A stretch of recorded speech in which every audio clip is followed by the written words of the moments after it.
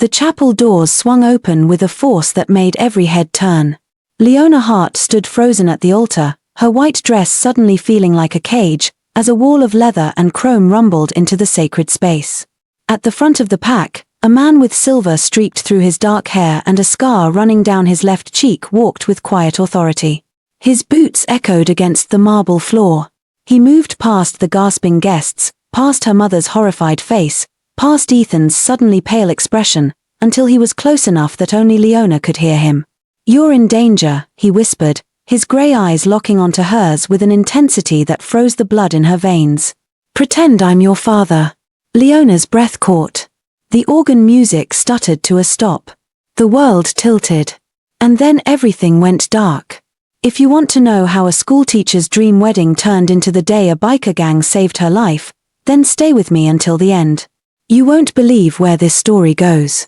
And if you're loving this already, hit that subscribe button and drop a comment telling me where you're watching from.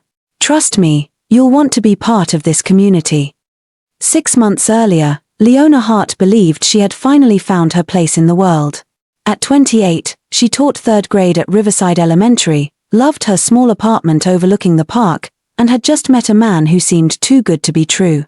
Ethan Voss was a financial consultant, clean-cut and charming, with a smile that could melt glacier and words that made her feel like she was the only woman in any room. Their first date was at an upscale Italian restaurant where Ethan ordered wine like he owned the vineyard. "You have the most incredible eyes," he told her, reaching across the table to take her hand. "I feel like I've been waiting my whole life to meet someone like you." Leona laughed, blushing. "That's quite a line." "It's not a line if it's true." She wanted to believe him.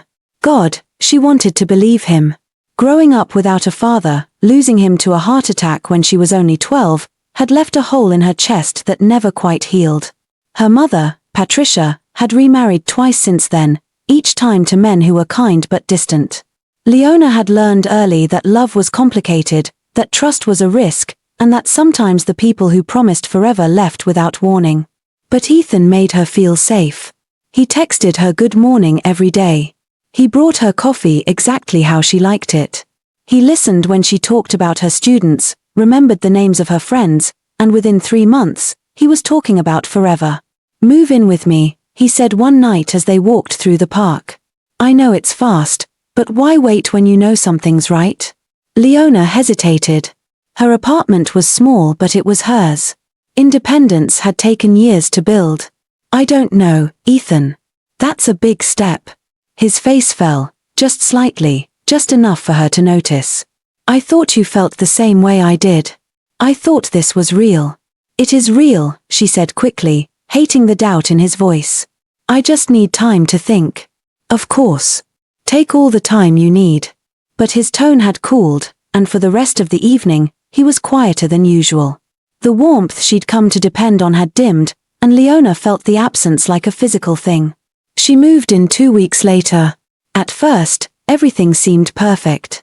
Ethan's condo was spacious and modern, with floor-to-ceiling windows that overlooked the river. He made room in his closet for her clothes, cleared a shelf in the bathroom for her things, and cooked elaborate dinners while she graded papers at the kitchen island. But small things began to shift. When she wanted to meet friends for drinks, Ethan would get quiet, his jaw tight. "You just got home," he'd say. "I barely see you during the week." "It's just one night," Leona would reply, trying to keep her voice light. "I'm not stopping you. Do what you want." But the way he said it made her chest ache. So she'd text her friends that she couldn't make it, and Ethan would smile again, pulling her close. "That's my girl. I just want to spend time with you." Is that so bad?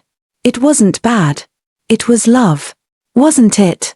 3 months after she moved in, Ethan proposed. He did it at the same Italian restaurant where they'd had their first date, getting down on one knee in front of a room full of strangers who applauded like they were part of a movie. The ring was beautiful, a princess-cut diamond that caught the light like a promise. "Say yes," Ethan whispered, his eyes shining.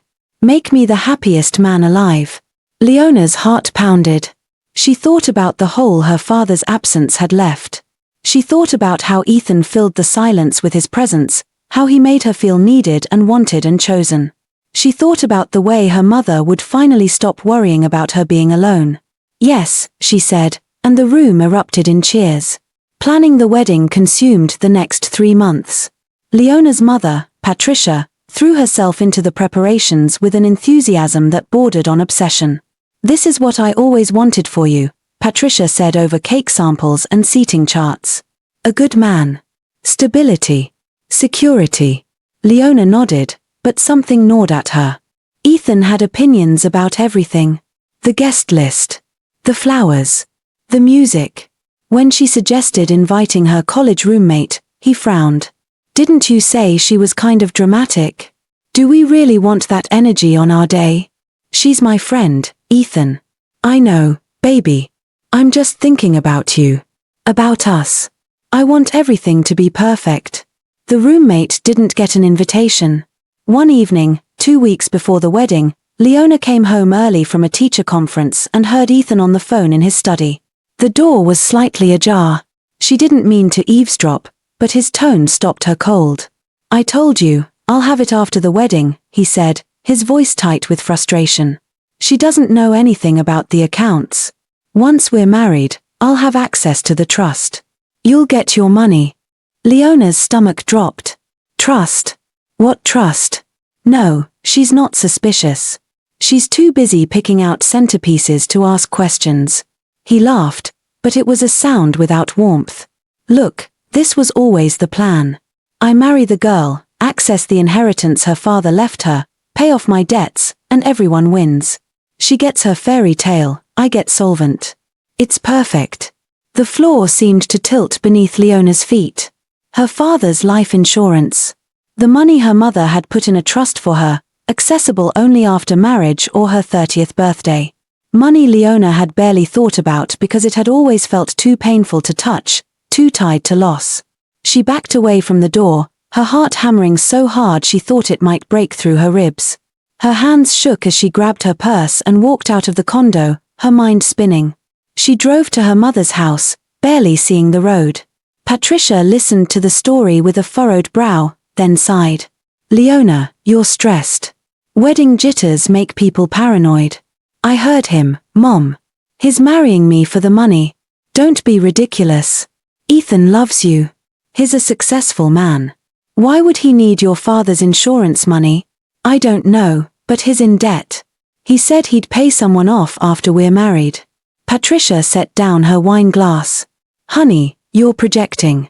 You're scared of commitment because of what happened with your father. But Ethan isn't going anywhere. He's here. He chose you." Leona wanted to scream. Instead, she went home and said nothing.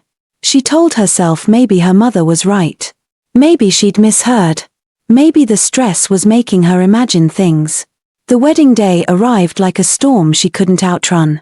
Leona stood in the bridal suite at St. Helena Chapel, staring at herself in the mirror. The dress was beautiful. Her makeup was flawless. She looked like a bride from a magazine. She felt like she was drowning. "You look perfect," Patricia said, adjusting Leona's veil. "I'm so proud of you." Leona opened her mouth to say something, anything, but the words wouldn't come. What could she say? That she was marrying a man who saw her as a transaction? That she was too afraid to call it off because everyone was already here? The organ music started. Her mother kissed her cheek and disappeared to take her seat. A coordinator handed Leona her bouquet, white roses that smelled like funerals. And then she was walking down the aisle. The chapel was full. Friends, family, co-workers, all of them watching her with smiles. Ethan stood at the altar, looking handsome in his tuxedo, his expression unreadable. When their eyes met, he smiled, but it didn't reach his eyes. Leona's feet moved on autopilot. She barely heard the priest's opening words. Her mind was screaming at her to run, but her body kept moving forward. And then the doors exploded open. The sound was like thunder. Motorcycles. Dozens of them. The engines roared into the chapel's silence, and suddenly the space was filled with men in leather vests, their faces hard and weathered. Gasps rippled through the crowd. Someone screamed. At the front of the pack was the man with the scar. He walked toward her with purpose, his boots heavy against the floor. Ethan stepped forward. What the hell is this? The man ignored him. He stopped directly in front of Leona, close enough that she could see the lines around his eyes, the grey threading through his dark hair, the way his jaw was set with determination. You're in danger, he said, his voice low and urgent. Pretend I'm your father. Leona's brain couldn't process it. What? He held out his arm. Take it. Trust me. Behind him, the bikers formed a wall. One of them, a woman with braids and sharp eyes, nodded at Leona. We're not here to hurt you, honey.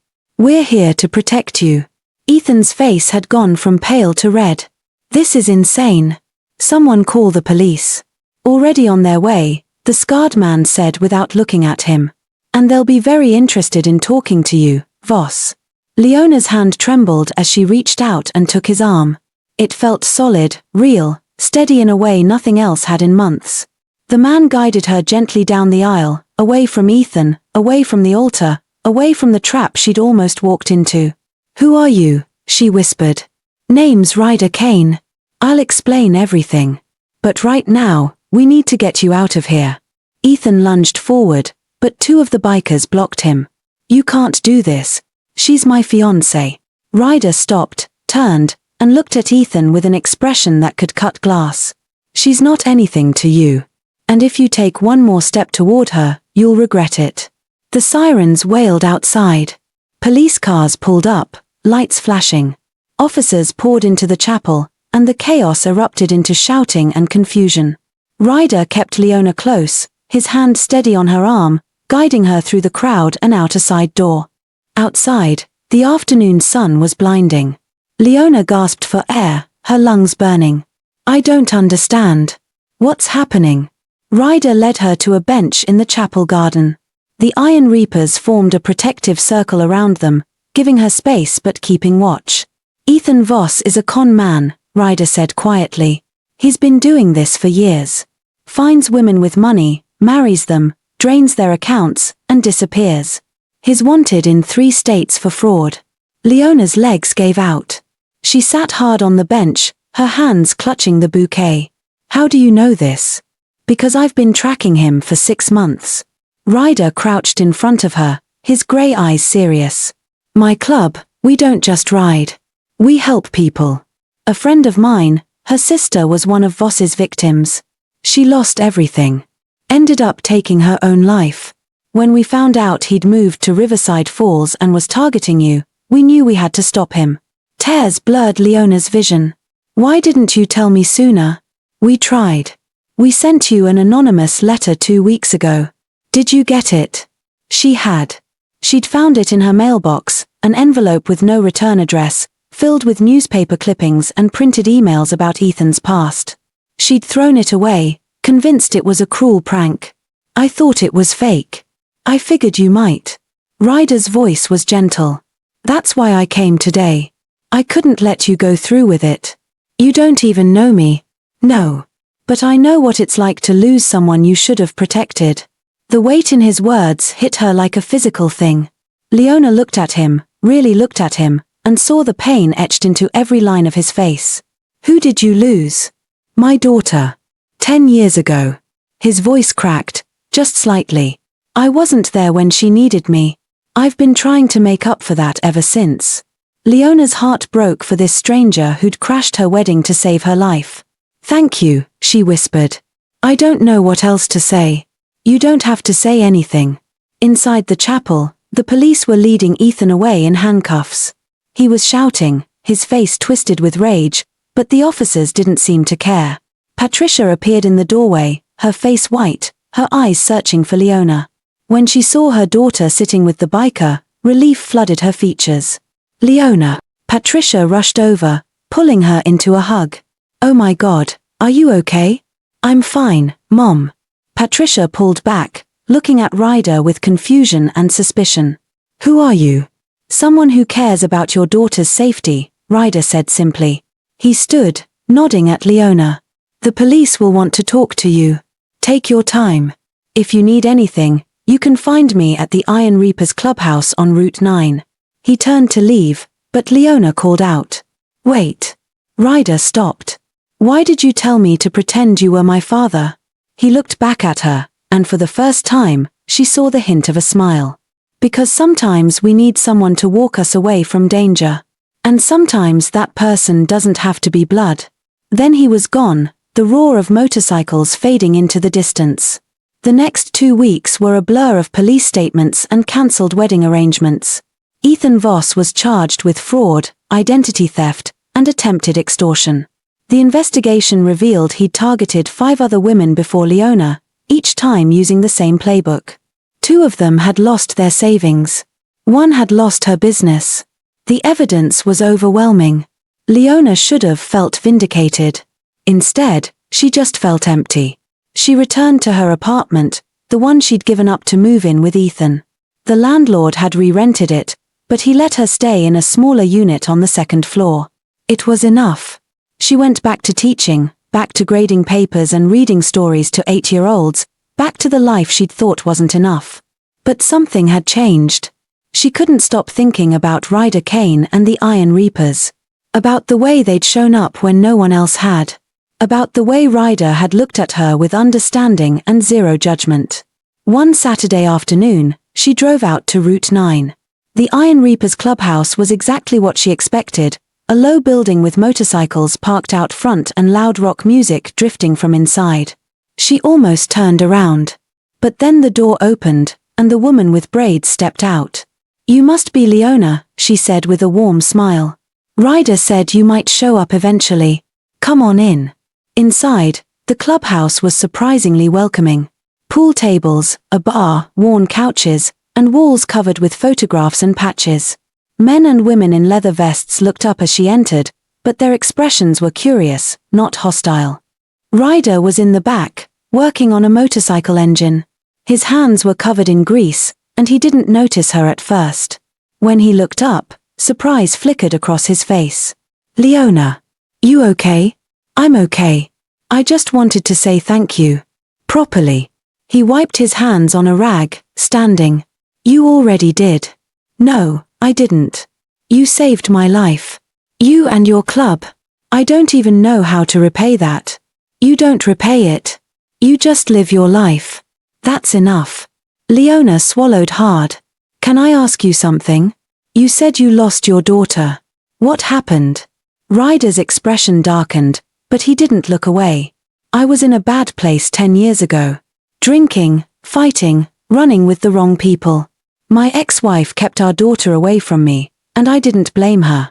One night, my girl, Emma, she called me. Said she needed help. Said some guy at a party was scaring her. I was too drunk to drive. Told her to call her mom. She did, but her mom didn't answer. Emma tried to get home on her own. She never made it." Leona's eyes filled with tears. "Ryder, I'm so sorry. I got sober after that. Started this club with people who wanted to do something good. We help women in trouble. It doesn't bring Emma back, but it means her death wasn't for nothing." Leona reached out and took his hand, grease and all. "She'd be proud of you." Ryder's eyes glistened. "I hope so." Over the next few months, Leona became a regular at the clubhouse. She helped organize fundraisers for domestic violence shelters. She taught self-defense classes to women in the community. She learned to ride a motorcycle, with Ryder as her patient teacher. The Iron Reapers became her family in a way she'd never expected, a group of people who understood that family wasn't about blood but about showing up. And Ryder became the father figure she'd been missing her whole life. He was gruff and protective, teasing her when she got too serious, listening when she needed to talk. He never overstepped, never pushed, just offered a steady presence that felt like home. One evening, as they sat outside the clubhouse watching the sunset, Leona handed him a small wrapped box. "What's this?" Ryder asked. "Just open it." Inside was a leather wristband with 2 words engraved on the metal plate. "Found family." Ryder stared at it for a long moment, his jaw working. When he looked up, his eyes were wet. "Leona, you told me to pretend you were my father that day," she said softly. "But I'm not pretending anymore." Ryder pulled her into a hug, the kind that felt like safety and forgiveness and second chances all wrapped into one. "Neither am I," kid. Neither am I. The Iron Reapers cheered from inside, and Leona laughed through her tears. She thought about the girl she'd been 6 months ago, desperate for love and willing to ignore every red flag to get it. She thought about how close she'd come to losing everything. And she thought about how sometimes the people who save you aren't the ones you expect. Sometimes they're strangers on motorcycles. Sometimes they're found family. Sometimes they're the ones who show up when everyone else looks away. And sometimes, that's exactly who you need. If this story moved you, I want to hear from you. Drop a comment below telling me where you're watching from and what you think about Leona's journey. Have you ever had someone show up for you when you least expected it? Share your story. And if you haven't already, hit that subscribe button and turn on notifications because I've got more incredible true stories coming your way. Stories about courage, redemption, and the unexpected ways people change our lives. Don't miss out. Subscribe now, give this video a thumbs up, and let's keep this conversation going. Your support means everything. Thanks for watching, and I'll see you in the next one.